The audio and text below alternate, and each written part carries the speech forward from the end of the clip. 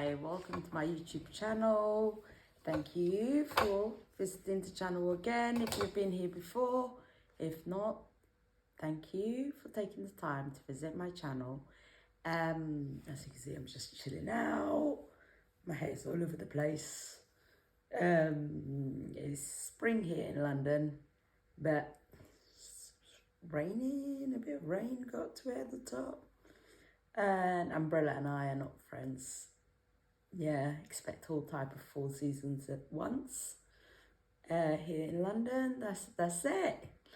And yeah, so this is the review of 90 Day Fiancé, season 4, Other Way, season 4, episode 7, Drop by Drop, the River Rises. And this episode is very interesting. Loved it, especially with Usman. Usman really showed his true colours. One of the couples that I've not talked about last week is Chris from Alabama and Jamie from Colombia. So just going to give you a recap about what 90 Day Fiancé is about. 90 Days Fiancé is when an American citizen meets somebody from abroad, they fall in love, online love, and the other way is where they move to their partner's country and discover life there. And unfortunately, not many of these couples have took the time to go and visit these countries or learn about their partner's culture, etc. So you'll see as they go through the struggles, the insecurity, the jealousy, the lack of communication, all the messy drama. And yeah, so Chris is from Alabama and Jamie's from Colombia. They are the third lesbian couple, I think, that has appeared in this franchise TLC TV show. And yeah, so Chris has a lot of issues, health issues, and the problem in this relationship is their lack of communication. They've got to use a Google translation, as Chris does not speak Spanish and Jamie's English is not that great. So in the last episode, we left where Chris's neck's giving her a lot of problem, and that the doctor was called, and the doctor had to give her an injection to relieve her pain. And we find out in this episode that she's still in pain.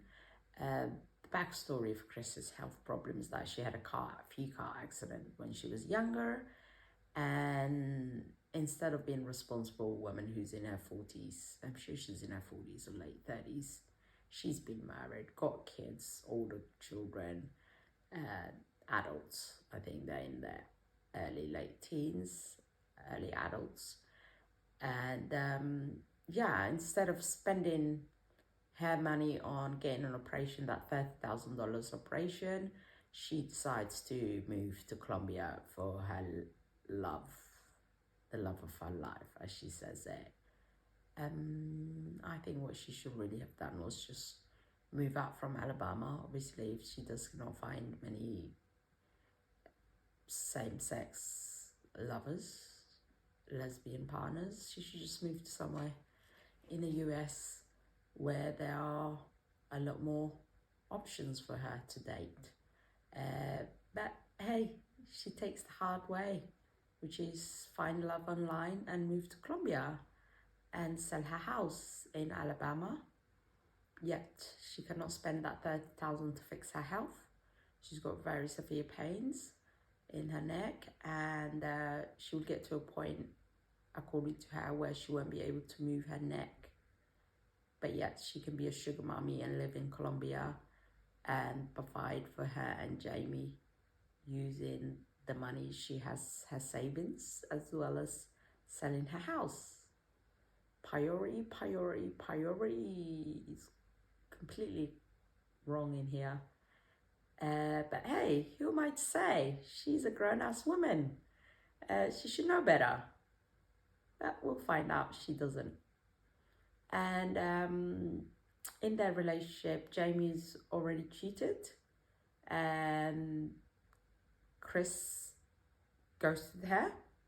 So there are a lot of insecurity already in this relationship. In their last episode, Chris is into her weapons. She will like to feel secure. She does not feel security if she does not have a weapon in the house. So in the last episode, they go to a shop where she can purchase a knife. Yeah, but the funny bit was when she was telling Jamie that when she was 8, she was gifted with a knife. And she said to Jamie, well, properly when you were 8, you were gifted with a doll, a princess doll. And yeah, so this is it. So in the last episode, we also found out that Jamie has to go back to Alabama, and that they have to change their wedding date. She has to go to Alabama because when her father died, rest his soul, he left her with a motorbike, and that motorbike was stolen. And the guy who has stolen the bike was worth $50,000, is going on trial. So she needs to come back and testify in order for him to go in jail. And she's adamant that's what she wants to do. While Jamie's worried about that she's going to be ghosting her again, and she's not happy about them changing the wedding date. In this episode, we find out that she's still in pain because the doctor gave her an injection to help her with pain relief injection, and she's still in pain, and they meant to go and meet Jamie's friends. So Chris tells her that she should go by herself. She ended up going there. Did I tell you this couple actually used Google Translation? Yeah, because Jamie's English is basic and Chris has 0 Spanish. So yeah, so Jamie goes to meet her friends. Her friends are shocked that Chris is not with her. They actually think maybe Chris got cold feet and is still in Alabama. Jamie explains that that's not the case. She's just got a lot of neck pain from her neck injury that she had in a car accident, few car accidents, several. Yeah, Chris should really be prioritizing paying that $30,000 to go and get her neck fixed instead of moving to Colombia and being a sugar mommy and selling her house in Alabama in order to provide for Jamie in Colombia. Yeah, priority. Her friends are really shocked and kind of upset about it, that she's not there. Jamie also tells them about that she has to go back, explains the situation, and her friends thinks that Chris is having a second thought and that maybe she's using this as an excuse to go back home and ghost Jamie again. And yeah, that's it about them, really. I find them very boring. This relationship is just very dysfunctional. They kind of got a similar personality. They clash and their communication sucks. And that's it. I don't know how you can be a woman who's already experienced life, has an adult, children, being married and divorced, and you decided to find love online, which is nothing's wrong with it, but to move to another country and you cannot even afford or prioritize to get your neck fixed, your health first. I don't get it. But hey, each their own. Now, one of my other favorite couple are Rishi and Jen. Rishi is from India and Jen is from Where's she from? Somewhere in the US. On the last episode, she was wife trained, as you know it. And this episode, they show us they go out somewhere for a walk where there's like a little farm thing, animals. And we found out that she actually told him that in her, after the wife training at his friend's house, she told him that that's not what she wants out of life. She does not have a degree to become a housewife and to live with his family.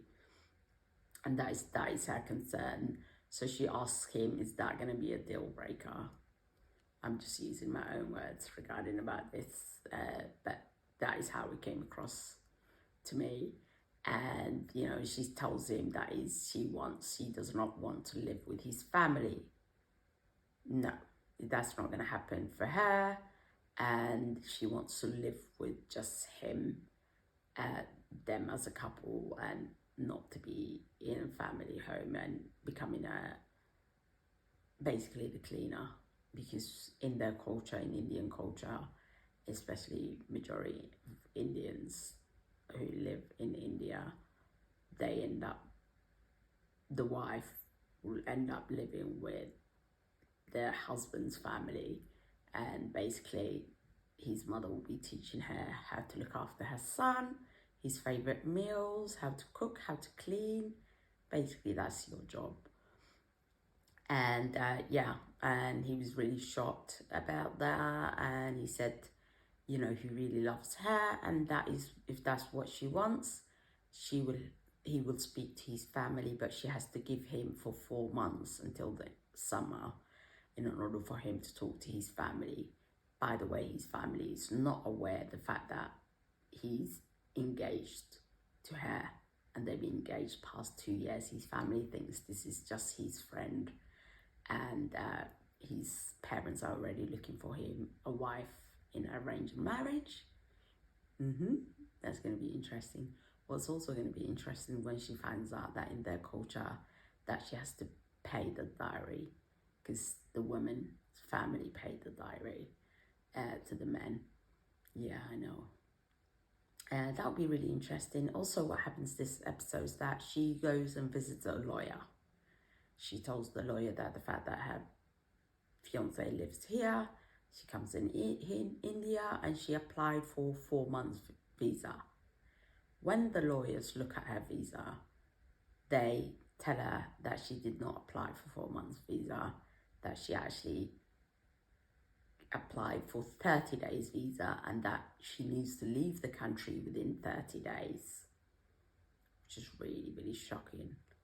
I'm not sure how you can, and she was adamant that she read the documents, and she said, you know, I've got 4 months visa and I need to go in and out of the country, but looks like she has to go back to America after that 30 days. And the lawyers asked her, does she know we can help you if you know exactly when are you getting married?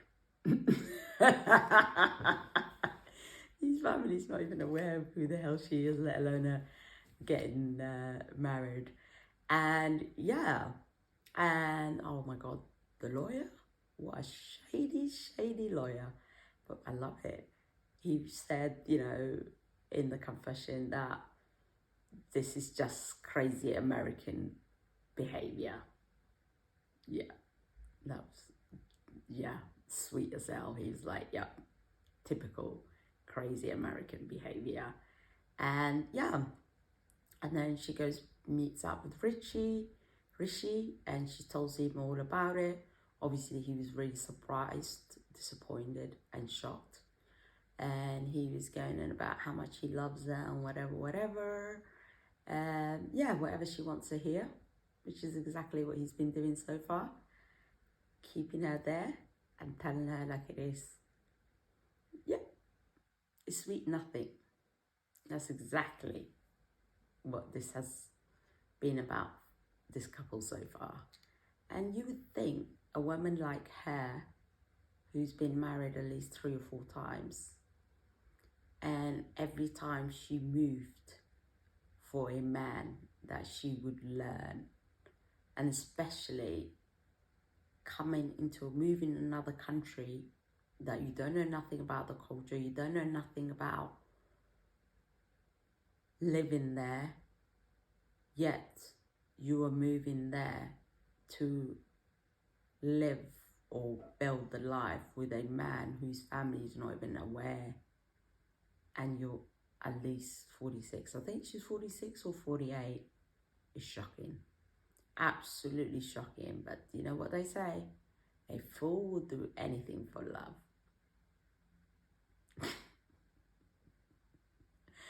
I really hope this is not their reality.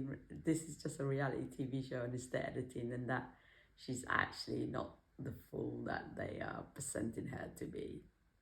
Especially she's going on every minute. It's like, oh, I don't have 2 degrees to be a wife. Yeah, darling, doesn't look like you have 2 degrees with the decisions you're making so far. Now let's go back to Colombia for Isabella and Gabby. And in this episode, we see Gabby playing basketball with his friend Trey from Miami, which he get to know him in Colombia.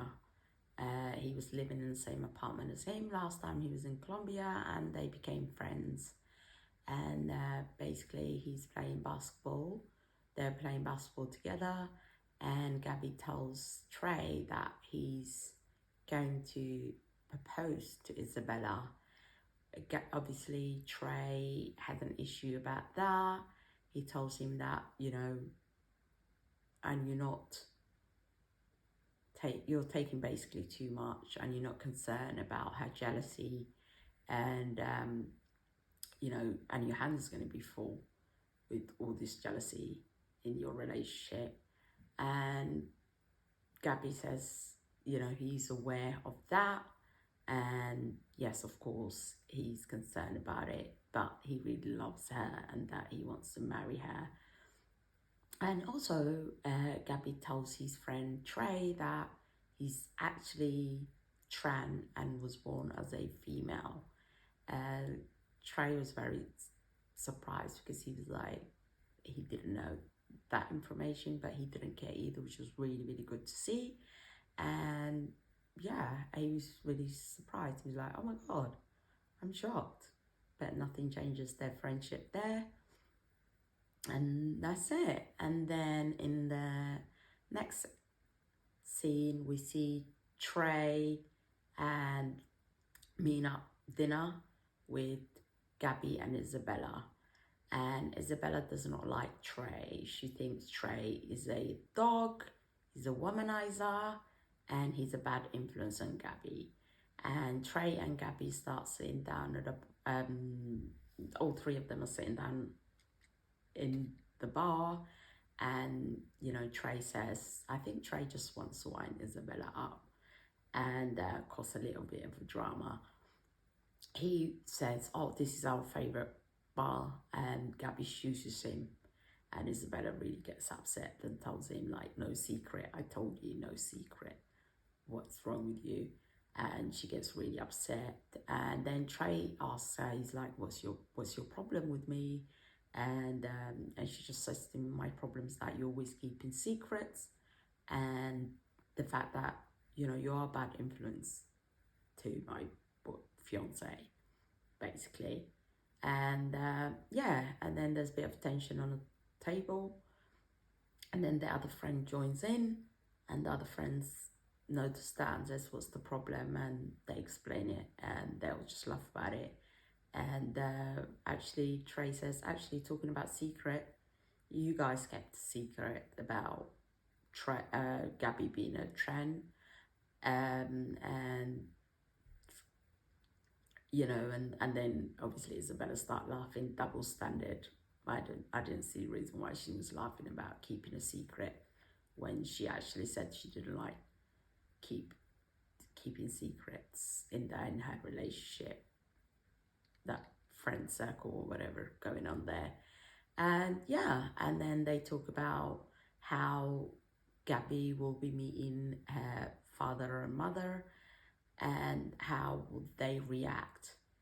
And Isabella really informs that her father's very conservative, he's very religious, and that she will find she does not want to choose between her family, her parents, and Gabby, and that if she has to choose, she will be definitely siding with her family, which I thought that was really, really good of her,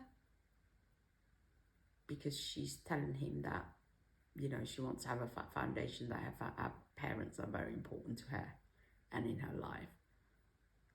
I'm not saying you should, you know, parents should never make you choose between your love and them, but unfortunately it happens in life.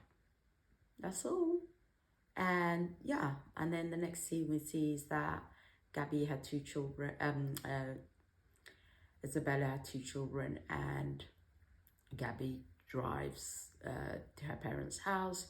Gabby wants to ask her parents' permission to propose, and when they get there, the parents informs that Gabby will have to sleep on the sofa by himself because they know that, you know, they are together and they living together, but under their roof they want that respect, and they do not want them to sleep in together in the same room, which I thought that was really good. And Gabby really understood.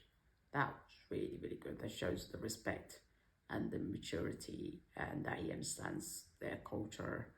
It's not even culture, it's respect. Wouldn't want anybody at, you know, your parents' roof to be getting down and dirty, would you? Yeah, and Isabella's parents' concern is that they actually be like Gabby, and that they think this relationship is better than her past experience and her past relationship. They're all sitting down having dinner. They ask the children what they think of Gabby. Her daughter says she really loves him, and her son really thinks he's a good guy. So the kids really gave their blessing in the relationship, and her parents were really happy about that. And yeah, and they informed them that this is great as long as she's happy in the relationship, which is what they've seen her so far, and he's treating her right, then it's good for them. Obviously in this episode he hasn't revealed his secret. We saw a clip for the mid-season trailer that he will be end up revealing that information to them, but her parents are very religious and conservative, especially her father, so that is their biggest concern, and that's going to be the bigger hurdle in this relationship is her father and his reaction, and whether he will accept it or not. And that's it about them. Now we are going to North Africa for the last 2 couples, and we're going to start with Mahmoud and Nicole. Nicole from California. Yeah, Nicole's just got too many things going on in life. She's very anxious. She's a fragile person, and I don't think this relationship is for her. But anyway, they continue. I think one thing I've noticed is what Mahmoud does, that every time they have an argument, he goes for a walk because they clash a lot between their communication skills. It's just none of them knows how to compromise. None of them knows how to listen. They just hear what they want to hear and run with it. Run.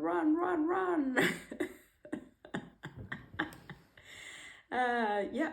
And what was really disrespectful about this couple is that they are arguing in front of his mother because they're living with his mother and his siblings, and I find that very disrespectful that they're arguing in front of his mother all the time. It's just not acceptable. And his mother's maskin, which basically means, what does maskin means? Innocent, soft, yeah, doesn't like to get involved in their problems. They're uncomfortable, and none of them really know when to bloody stop and realize that they need to have these conversations in private. And yeah, and then his uncle calls him, and because they're meant to go to their uncle's house and to discuss about their business, clothing business, which I think is really, really good. I think it's probably the only couple that I've seen on 90 Day Fiancé that are actually planning to start a business together. She wants to start modest clothing for people who wants to, well, mainly Muslim women. Let's cut the chase. As she's a fashion designer. And yeah, so he convinced her to go to his uncle's house, and obviously they're going to come back to the argument because they do not know when to stop. So they sit there, they get to his uncle's house. So it's his uncle, his uncle's wife, his two cousins, and his grandma. They all sit there and ask how's Nicole doing, etc. And then they get to business. What I was really disappointed is that how they, on the trailer, they made it look like his uncle and grandma and everybody in his family was going to be on her, and her not covering up and not learning about the religion, etc. But that is not actually the case when we saw it. What actually happened in the scene.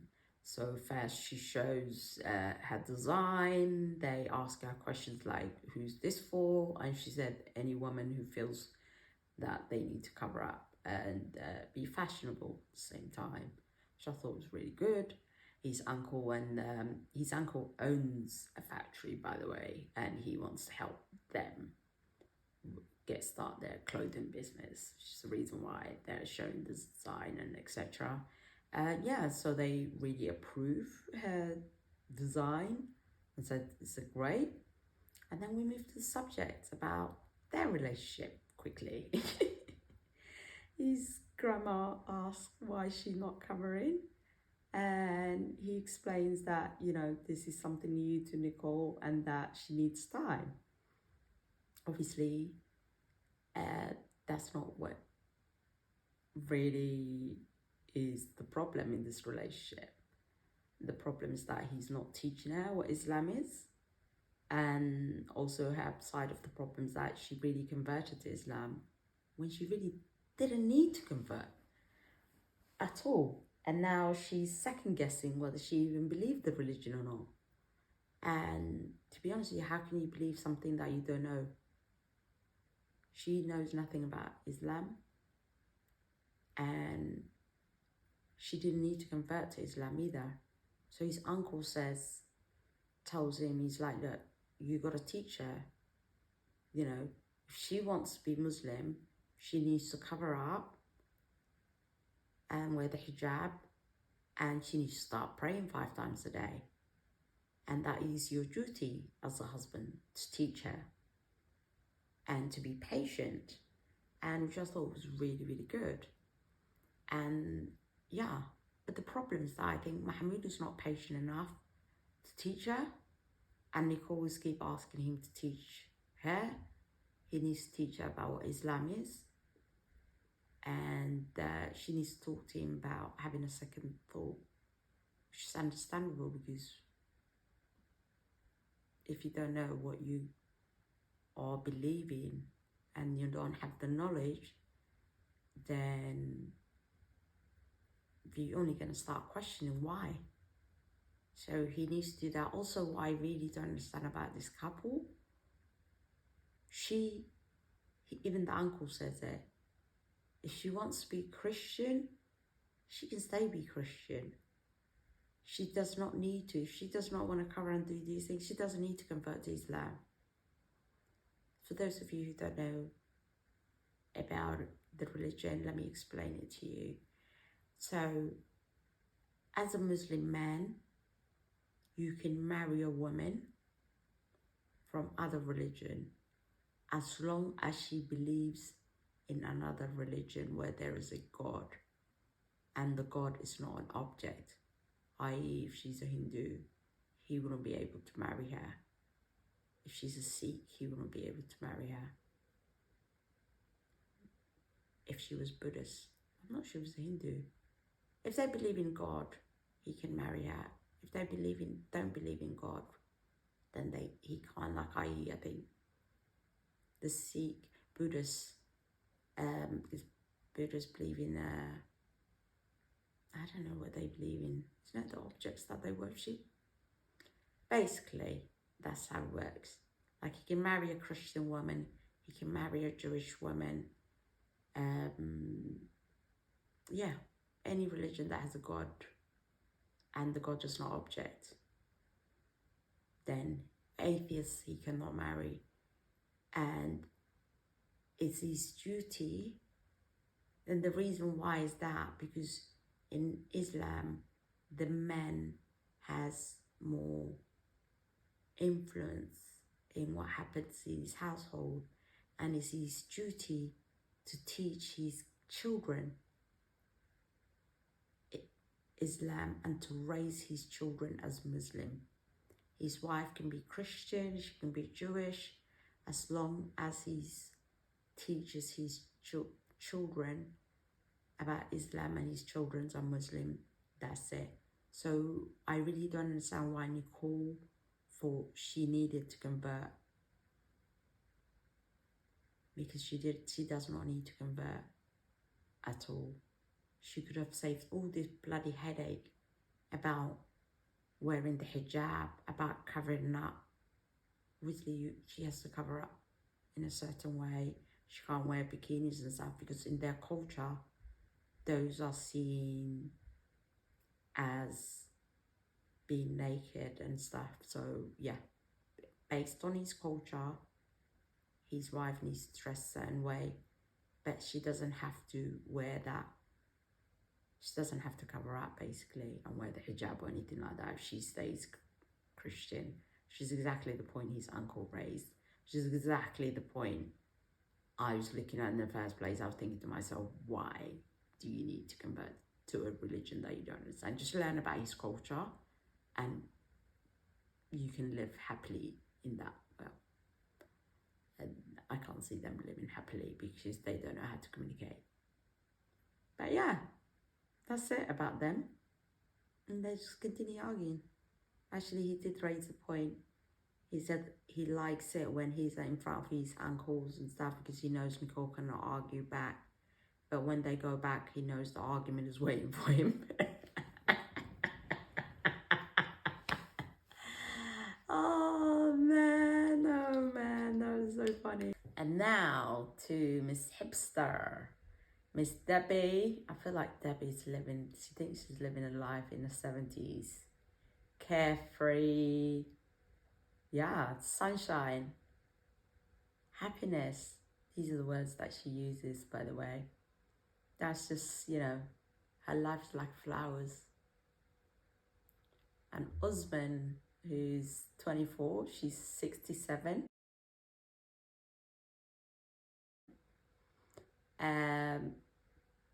Yeah, and he just loves the sound of the birds. Anyway, she has arrived in Morocco and they are in the capital city, Rabat. Is it Rabat? Oh yes, sorry, excuse me, Rabat. She's the capital city of Morocco. And they are in a car coming from the airport. And this is where the fun starts. He tells her he wants her to be half Moroccan. He wants her to act like a Moroccan woman. Yeah, this is part 2 of wife training. Last week we had Risha and Jen, where she got the wife training. And this week we had Debbie, as Osman explains to her what her life would be like in Morocco compared to this fantasy Lula land idea that she has, which is to live free, get her own apartments and live with Osman and drink wine. And yeah, this drink wine, don't get anything, gonna look some artwork. do a yoga, wake up in the morning and listen to the sounds of the birds. Mm.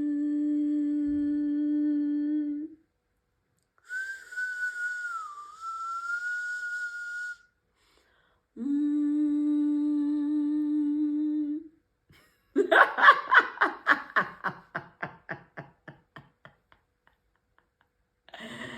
And then 12 o'clock comes, have a glass of wine, because it's 5 o'clock somewhere in the world, according to her.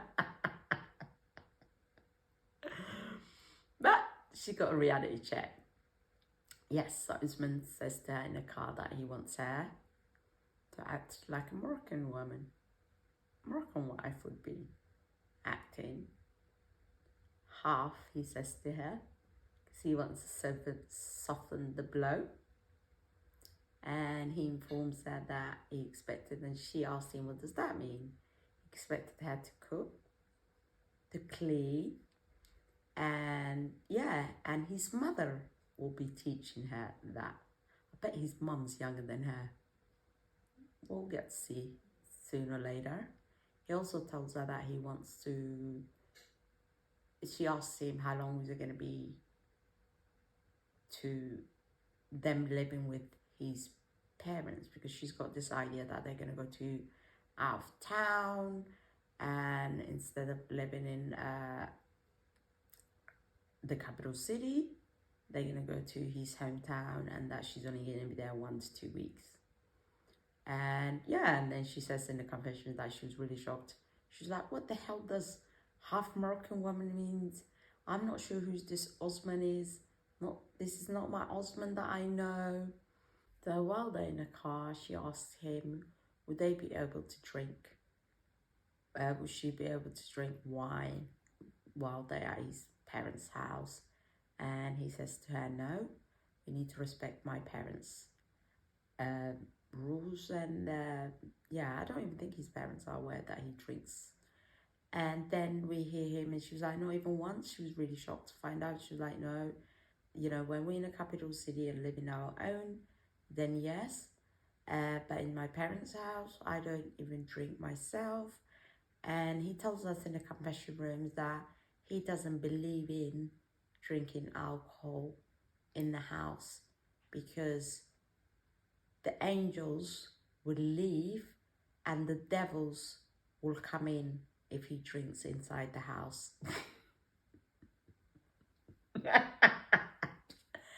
I'm laughing because, oh, why am I laughing? I'm just laughing at many things. I'm not going to be a hypocrite about this, and double standard, but that was really funny how he explained that to her. But hey, each their own. If that's what he believes in, that's what he believes in. He also informs us that even when he drinks, he buys the drink and drinks outside and never takes it to his house at all. Does not bring indoors to alcohol, because the angels will leave and the devils will come in. Interesting. Very interesting. Yeah, that part I was really shocked. But then I understand what he's saying. Everybody has a different belief, so I'm not going to be a hypocrite about this.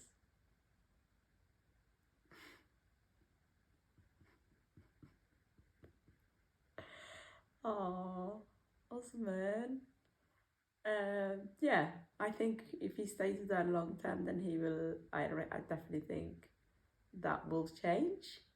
And she was very disappointed with that. And yeah, so they go to check into Riyadh. Riyadh is basically a hotel, for those of you not aware, and that's what they call it in Morocco. It's like a boutique hotel. Very cute. She was really impressed with the decoration and everything else. It's like very North African. It was actually very beautiful. Must be like, I was trying to look at it and was thinking, it's a similar decoration to the ones that I stayed in my last 2 trips in Morocco. Yeah, and then they check into a separate room. Again, he informs us that he does not want to be sleeping in the same room as her because they are not married yet. So they have to have two separate rooms. And I really like that because it wasn't like the other husband from Nigeria where Kim was really disappointed that they had to stay in separate room because she wanted to bang him. Yeah, ultimately wanted to rip his clothes off. So Miss Debbie respects that, and that's what they do. They get dressed up in the evening and they go sit down and have a nice romantic dinner where he hits her with a reality. And they sit down, they have a chat, and she's just like, very 1970 hipster. Oh my God, this is so beautiful. You look so handsome. Ra-di-ra-di-ra-di-ra. It's like she's living the movie of her lifetime. Yeah, she's in one of those Discovery Channel romances. What are they called? Can't remember. She's one of those like low budget romances where you see the holidays season and these couples fall in love and live happily ever after nonsense. Yeah, she's on that Lula Land. La La Land. Yeah, that's Miss Debbie for you. And yeah, and then he sits down and tells her that they're going to be living with his parents for 2 months, not 2 weeks, for 2 months, so she can learn what it's like living her life in Morocco and living with his parents so they can get to know each other. And she was not happy with that idea. And that she also tells her that he wants, after that 2 months period, that he wants her to go back to the US. And she was very shocked. She was like, excuse me, we've known each other for 3 years. And he says to her, we don't really know each other in reality. We know each other on social media for 3 years. We have not known each other physically and don't know what we like to be living together. Which I thought was first time ever, Mr. Green Card. I'm going to call him Mr. Green Card because I finally clocked on what his game is. First time I can actually agree with Mr. Green Card about the bit that they've been living their life, getting to know each other online, and that they've never lived with each other. So yeah, and she was not happy about that. She was just saying that she would have whooped his ass. Yeah, she was so mad, very mad to find out all these informations. She was like, what am I gonna do about that? I packed all of my life and shipping it to here. You're telling me that I can only stay here for 2 months and I have to go back to the US. And he's like, I love you, I'm gonna marry you, but I need you to know what it's like living life in here, and then you can go back. Basically, what he wants to do is that in 2 months, he wants her to live this lifestyle. He wants her to fall in love, which she's already in love with him. And then he wants her to go back to the US and start the process of getting the green card. Yes, Mr. Green Card. That's Usman. And yeah, she was angry and disappointed, rightly so. And yeah, she was like, well, you have to go back to your business in the US. You know, I want you to experience this lifestyle for now. No, what he really means that he wants her to go back to the US and start the process for the green card.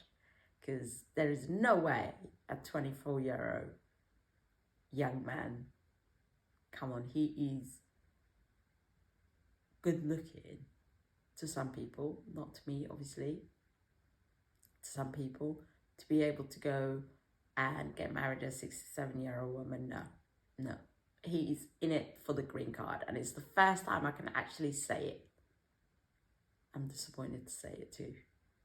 But yeah, that's it for this week. We saw the clips of the mid-season trailer. It looks really, really interesting, and I cannot wait to see more and see this mess unfold for all these couples. Thank you very much for watching my channel. Please like, subscribe, hit notification button, and thank you very much. Have a good evening.